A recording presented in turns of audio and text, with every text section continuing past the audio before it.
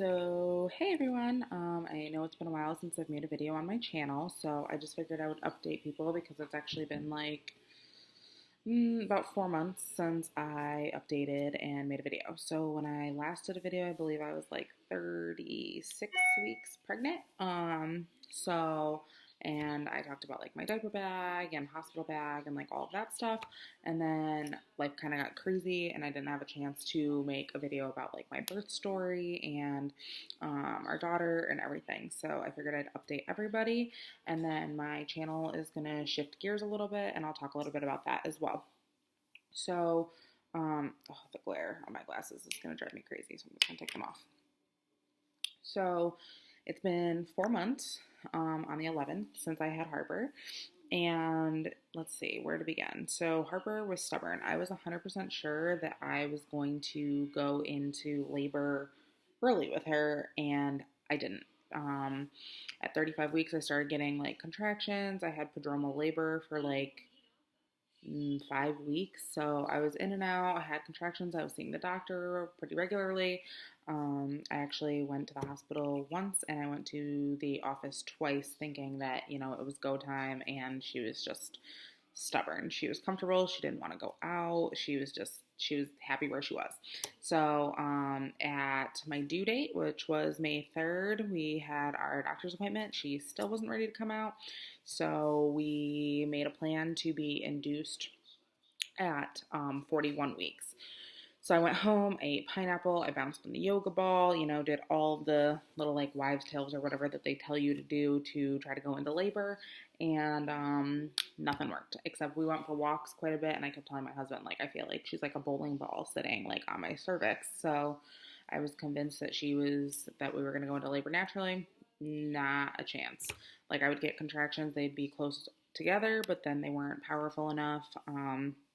Hopefully this video is not too lengthy, but our birth story is kind of crazy. So, yeah, that took us quite a while to kind of figure out whether we were coming or going, and it is what it was. So Friday, we went in for induction at 41 weeks, and I was nervous because I didn't really want to be induced, and I'd heard horror stories about people being induced, and I heard, that it was worse and that they rush you into a Csection and like all this stuff. So I was a little bit nervous, but I kind of was just like, whatever happens, happens.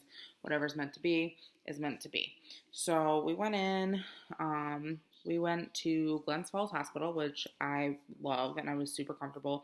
My nurses and the staff there were amazing. We started out, I ate breakfast. We got there. They did all my like triage paperwork getting me in. They started me out on Pitocin. I actually didn't need any cervical ripening, which sometimes you do need if you go in there. I believe I was already at around 3.5 centimeters dilated. So I actually had a favorable cervix for the situation. So I was excited about that. We started out Pitocin. And it was kind of just like a waiting game. It was like an all-day thing. Like, my husband brought his laptop so he could, do a little bit of work when he was there. And we just kind of, hung out. He went home, took the dog out, spent some time with, the pets, came back. Things progressed. And then at one point I stood up and my hospital gown was wet. And TMI for any of you watching this, because, it is a birth story. So there's, things happen. And I asked my nurse about it, but it wasn't like a lot. It was just like kind of like you peed your pants kind of thing, but I knew I didn't pee my pants. So they came in, they made me put on like a pad because they said that like if your water breaks, it'll normally like continuously drip. So, but an hour later they checked and I was dry. So they were like, maybe you peed your pants a little bit. I'm like, I didn't pee my pants. Like, I know I didn't pee my pants. Either way, that happened. So I also was group strep B positive, which is something that pregnant women can or can't be. They test you every pregnancy. It's kind of transient. So you could be positive one pregnancy, not positive next pregnancy. It's not anything bad. It's just they give you antibiotics during your labor, and then that's it. And it's more of a risk for the baby. So that's why they give you antibiotics, which they normally give you penicillin, and I'm allergic. So I had vancomycin twice. And that's like a stronger antibiotic, but it was whatever. It served its purpose. Um, I keep looking back because she's napping and I, keep checking on her. Um, but yeah, so that happened. The Pitocin was starting to kick up my contractions. I was starting to be in a little bit of pain. I kept walking around, moving around. My nurse, there was like a shift change. She changed. My nurse was great. All of the nurses I had were great. They put me in the shower on the birthing ball to try to help with some of the pain because at this point I had horrible back labor and I literally like remember feeling like my body was like being split in two. Like I felt like my hips were breaking. I felt like my back was just crumbling. It was much more intense than I think I mentally prepared myself for. And I still didn't want an epidural, so we stuck it out. We did the birthing ball. The other thing with being induced and being on Pitocin, they had to monitor her heart rate continually throughout the entire process. So that was a little bit harder to do in the shower. So we were in there for a little bit. She kept moving around. They couldn't get like a good read on her stats, so I had to get out of the shower. They did offer me the epidural, and I asked what my other options were, and they said that, some of the other options they make you a little like head swimmy, and I don't like that feeling. So I actually declined those and decided at around 10 or 11 p.m. that I was going to go ahead with the epidural, which I was actually more scared of the epidural than I was the whole child laboring process. So the anesthesiologist came in, and then he kind of gave me the whole spiel in the middle of contractions. I was like half listening, being just kind of like, okay, can we get the show on the road? Like, I'm in pain. This sucks. Whatever. So he starts doing my epidural, and they tell you at some point, like, to arch your back and lean into them doing it and not to move. So I ended up getting a contraction during him inserting like the little catheter thing in there. And instead of arching my back this way, I arched away. So I ended up moving and he had to pull it out and start over again. So that sucked. I didn't enjoy that. It didn't really hurt. It was just like the weirdest pressured sensation. Like I don't know how to describe it because it was never anything I've experienced before. Didn't hurt, but then like I guess I got the epidural. I've kind of completely relaxed, and then apparently my stats kind of tanked. Like my blood pressure and pulse tanked, so they actually had to give me ephedrine to bring everything back up. I don't even really remember this. I remember him coming in. I also remember like vomiting and feeling just very like drowsy. Like all of a sudden I felt like someone just like knocked me out. Like I started falling asleep. And then they gave me all that stuff to bring it back up. And then I was actually really, really numb and I didn't like it. Even parts of my like hands and arms were numb. Wasn't a huge fan of that. But, they said it was probably because of me moving. And I think that's honestly what happened. So I fell asleep. We slept through the night. They monitored me throughout the night, kept upping my Pitocin. I couldn't even feel my contractions at this point. My legs were so dead. They had me sleeping like on the peanut ball to kind of they try to put you on the peanut ball to progress your cervix and to keep things moving. So overnight, we're doing fine. They actually had to back off my Pitocin twice just because of her stats. And then like you can back off for a certain period of time, and then you have to start back at a lower amount because if they bring you back up too quick and your contractions are more intense, you can have like a uterine rupture. So they do it at like a really slow pace, which is why they can only increase so often. So the next morning comes in, they come in, do a cervix check. I'm at like, I think like a 7-ish, I believe. Everything else kind of was a little hazy. And then my arms weren't numb anymore, so I was really thankful. I hadn't tried to like sit up yet. I was kind of nauseous. And then when I sat up, I realized I had a horrible headache, like instant migraine. And I just assumed it was from not eating, since 24 hours. Like they gave me dinner, but I wasn't really hungry, so I didn't really eat it because I was in pain. So that was fine. So we just kind of kept progressing along, and they kept coming in. They checked my cervix, and then they said, okay, your water hasn't broken yet, so we're going to come in and break your water. So they come in to break my water, and we realized there's no bag of waters. So that little bit of whatever I had the day before must have actually been my water breaking on its own, but it wasn't a lot, and she must have actually like corked it with her head.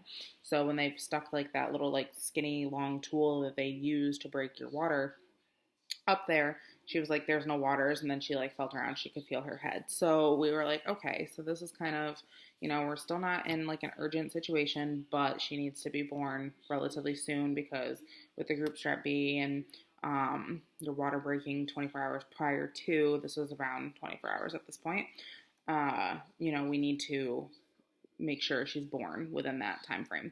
So that was fine. I wasn't freaking out or anything. We keep progressing. Another midwife comes in that I haven't really experienced much throughout my pregnancy.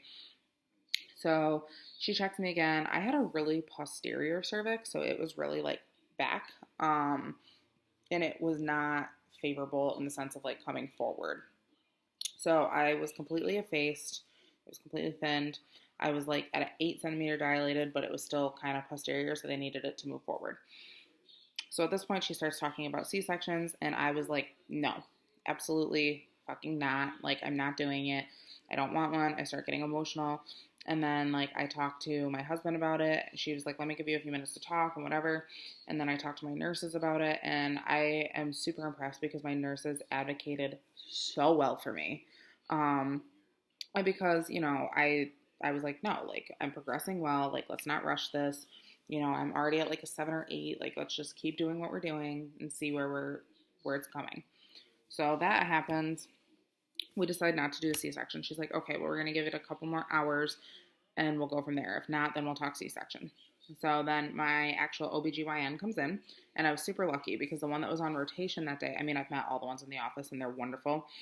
But the one that was actually on rotation that day has been my OB since I was 17 years old. So she's seen me through like my thyroid stuff, starting birth control because of ovarian cysts, all sorts of stuff. So I was really happy that it was someone I knew and I was comfortable with, especially since they were talking C-section and I was nervous about all of that. And so we just kind of were like, okay. She was like, all right, you know what? She checked my cervix. I was like 10 centimeters dilated. I was 100% effaced. And I finally wasn't really like posterior anymore. So that was cool. And she was like, we're going to push and we'll just get the show on the road. In a couple hours of pushing, you will have a baby in your arms. So I'm excited. At this point, my head is still killing me. They gave me some Zofran for the nausea. And I don't think I took any other pain medication because I didn't want anything until after she was born. And then I just kind of figured dehydration, whatever. It is what it is.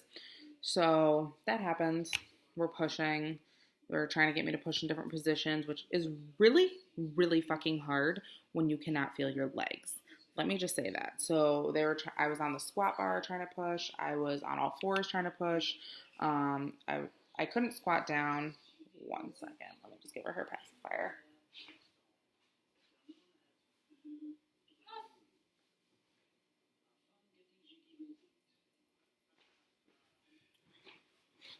So I was on the squat bar trying to push, and I pushed for like 2.5 hours or whatever, and I could not, like, I physically was so drained. They asked if I could feel, contractions, and I could feel like the pressure building up, but I couldn't feel like the pain of them, which was good. But I was so numb that I felt like I couldn't tell if I was pushing right. So, they were in there, they were doing whatever they were doing. My husband was holding my legs, like the most supportive human being on the planet. I cannot praise enough is my husband. And my family, they were there. They went and, took out our dog, did whatever. One of my friends went with my dad to take out our dog because she had my extra set of house keys. So we're pushing for 2 hours, and then we realized that Harper passed her meconium. So now on top of like my water being broken 24 hours, I have this raging headache, being group strep B positive, her passing her meconium, like she needs to come out because at this point, like if she aspirates that, she can have problems with her lungs, and at this point it becomes a little bit more, important. So we're pushing for 2 hours, and she is not coming down past my pubic bone. She was in a favorable position, but it was like she kept getting pulled forward, pulled back. And they say that like normally labor is like 2 steps forwards, 2 step backs, or 1 step forward, 2 steps back type of thing, because the way that they have to come down into the birth canal. So we're realizing she's not coming out this way. So finally, I agreed to doing a C-section. We didn't really call it an emergency or whatever because like her stats were stable, I was stable. And like I said, I had the most picture perfect pregnancy. I had no morning sickness. I had great energy. I worked until I was 36 weeks, and I was actually still in and out of our restaurant up until she was born. So I was a little nervous. Like, I've never really had major surgery. I have never been in a situation where I'm that out of control. And if you know me, I am 100% a type A personality. I'm not someone who does very well with change. Like, I don't. So and I knew going in there, I said I didn't even bring a birth plan because I know that, that paper could literally just be thrown out the window, and it totally did. So I start crying because I'm nervous. I've never had major surgery. I've had a couple surgeries in my life, but nothing, as extensive as a cesarean. So my husband calls my parents to let him know, calls his mom to let him know, or let them know, his parents, and he texts his brothers real quick to let them know what's going on or whatever. So we go in, he's all in his scrubs and everything, and I'm awake, and the anesthesiologist there was a different one who did my epidural, which I was kind of happy about. And everybody explained everything to me that was going to happen. My nurses were there, and it was amazing because the same nurses I had during the day, I had during labor, and I had for most of the day after too. So my nursing team was amazing. We walked in there at 5 o'clock, and Harper was out at 5:35. So I couldn't be more grateful because she needed to come out, and she wasn't going to come out the correct way. I remember them pulling her out, and my heart just like stopping until I heard her cry and knew that she was okay. And then like my husband still got to cut her umbilical cord, which was amazing. To me, the craziest thing is like you're awake during a C-section. You don't feel pain, but you feel like the pressure and them tugging. And that totally kind of freaked me out a little bit. And I didn't anticipate the shakes that I would have. Like, I literally was shaking like a leaf because of, the drugs that they give you, the adrenaline that your body's going through, just everything all at once. It was a lot. So they asked if I wanted to hold her, and I was actually afraid I was going to drop her. So Tommy held her and brought her right up next to me. And I just remember crying and being so relieved, not even worried about, like, them stitching me up or whatever. They irrigated for a while because of her passing meconium. They sent my placenta off for, like, testing or whatever because it was, like, green from her passing her meconium. And we just kind of, luckily, they had a respiratory team waiting for her when she came out. Thank God she didn't aspirate anything. She was breathing good. She had clear lungs. That was great. So I get stitched up. We go back to the room. The nice thing about the hospital is they do, like, 2 hours of just you, your spouse, and your baby, which is amazing. They don't let anybody else come in, and you get to do skin to skin, and you get to breastfeed, and you get to just like bond as a family. And like, I was so messed up after my C-section. I was on Percocet, and then they still give you Pitocin actually after to contract your uterus back to normal, and then they come in and they push on your stomach. Nobody tells you that, and that shit hurts. They push on your stomach to make sure that you don't have any blood clots or any placenta problems, and they're making sure that your uterus is contracting to shrink back to normal. So they also don't tell you, like, you still bleed just as much after a vaginal birth with a C-section birth. I actually don't think my bleeding was that bad. I stopped bleeding at 3.5 weeks, so I got really lucky. But yeah, so that was basically how Harper was born. Everything was okay, and then I tried to sit up in recovery to breastfeed her, and I literally felt like someone was bashing my head with a sledgehammer. This is actually the first time I've talked about it really out loud with much of people. Only a few close people know what happened, and family know. And I posted about it, I believe, on my Facebook page too. So I haven't really like vocalized it much because it was very emotional. I mean, your hormones kind of drop off, and the headache was the worst thing. They came in and asked how my C-section pain was, and it was actually way less than my head. My head was horrible. So they actually kept the catheter for my like spinal or whatever for my C-section in for a little while because they thought that maybe it was a spinal headache from when I moved during that epidural. I was like, okay, so what do we do? I asked what a spinal headache was, and they said, well, a spinal headache is, it creates a spinal fluid leak. And I kind of panicked because that's kind of scary.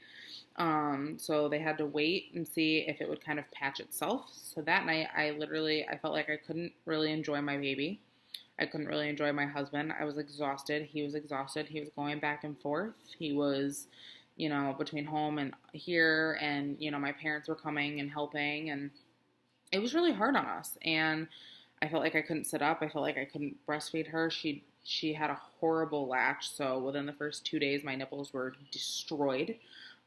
We worked with lactation consultants there like crazy, but because my head was so bad, I don't think, if you were talking to me, I couldn't really like absorb anything that was being said to me. And I also was so drowsy from all of the drugs that like I'd be holding her and like dozing off. So they lessened my drugs because I'm clearly a lightweight because I don't take pain medication normally. And the next day the headache wasn't gone. So they called an anesthesiologist in to come and do a blood patch. So a blood patch is when they take a certain amount of blood out of your arm or wherever, and then they insert that blood into the cerebrospinal fluid space, or whatever that is, in your back, the space where the leak was created to form a clot to stop the spinal fluid leak. And then it actually takes, you have to lay flat for an hour, and it takes a little bit for your brain to kind of feel like it's leveled back out, because when you're losing spinal fluid, your brain is being tugged on. So that is why I felt so weird. It's kind of like being tugged on, and like you feel heavy air, and like it's just the weirdest feeling I've ever felt in my life. And so we had the first spinal patch. It was fine. Next day, I woke up feeling like different human. I felt amazing. I was able to like shower and, clean up around the room and hold Harper and bond with her and bond with Tommy. And then the photographer came in and we got to do her newborn pictures. It was great. I was elated. Things were going good. Because I had the C-section, they keep you extra. So I went in for induction Friday. I had her Saturday. So she was actually born at 41 weeks, 1 day, and on May 11th. So then I had her, Saturday, Sunday, Monday. They discharged me Tuesday morning. Tuesday morning, we went home. I was, so excited to be home. I was excited for her to meet her first siblings and just relax and get acclimated to our new life. Well, that night, the spinal headache came back, so much so that I was vomiting again. So I called my midwife or the line on our OB's office, and they tell me to come back up to labor and delivery, and we do. So they end up keeping me overnight again.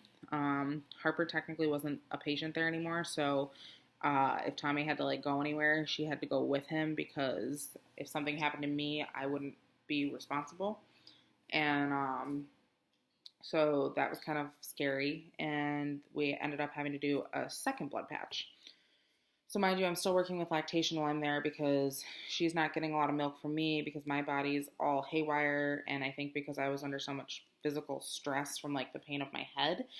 At this point, my C-section pain, I was like, okay, it's there, but it's not anything like the head. So we ended up getting a second spinal patch and blood patch, and that was, so the first time he was able to fit 15 cc's of blood in the space, and then the second time we were still able to fit another 18 cc's of blood in the space. So I definitely needed the blood patch, and they said that if they don't take, a spinal headache can last up to a couple months. So I was nervous because I couldn't function. I literally could not function. And Tommy was nervous because he only had a little bit of time off with work, and we're new parents, and I felt horrible because his brother's wedding was the week coming up, so it was just chaos. And so that happened, and I'm trying to think. I had the spinal patch, and then they waited a little while to make sure it took, and then they sent me back home. We stayed home that night. That was Wednesday night at this point. Thursday day, I felt okay. I was in pain, which was to be expected. And no one also tells you that you get the worst night sweats in the entire world after pregnancy. And you get horrible night sweats after pregnancy. So that happens. I wake up in the middle of the night. I'm like drenched, unexpecting to, so Thursday night we stay home, I believe. Friday morning, I go back to the hospital because I realized that I felt off and I had a low grade fever. So we get to the hospital, and the swelling I had was unreal. I couldn't even fit my feet into flip flops. Like my wedding rings wouldn't fit. I couldn't fit, and I just was swollen everywhere. I felt like a disaster. I felt like the Michelin Man.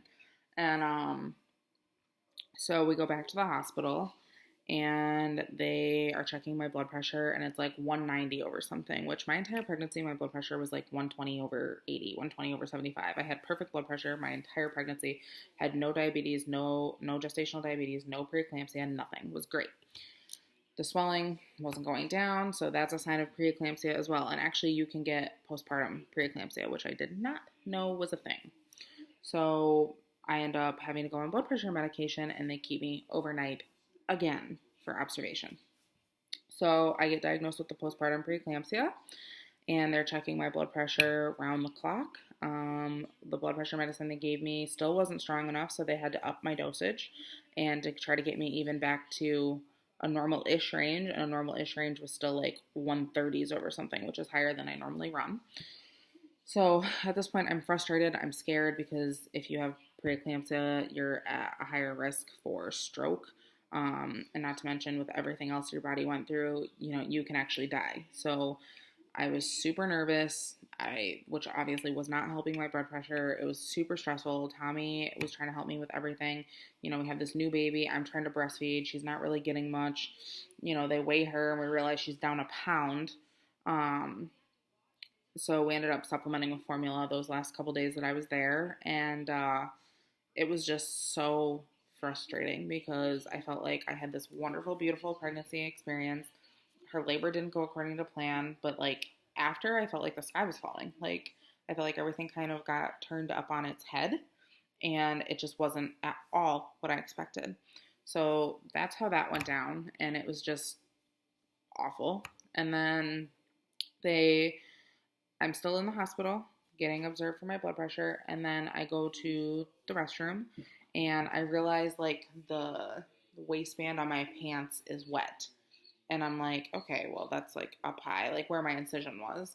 And I'm like, oh my God. So I like I'm wearing like stretchy pajama pants, and I realize it's like wet. And then I pull my underwear, which were like a light blue color, and it's all like pinkish red.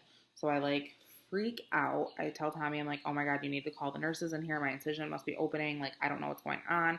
And I knew the night before that it felt like it was like pulling and like kind of like burning a little bit.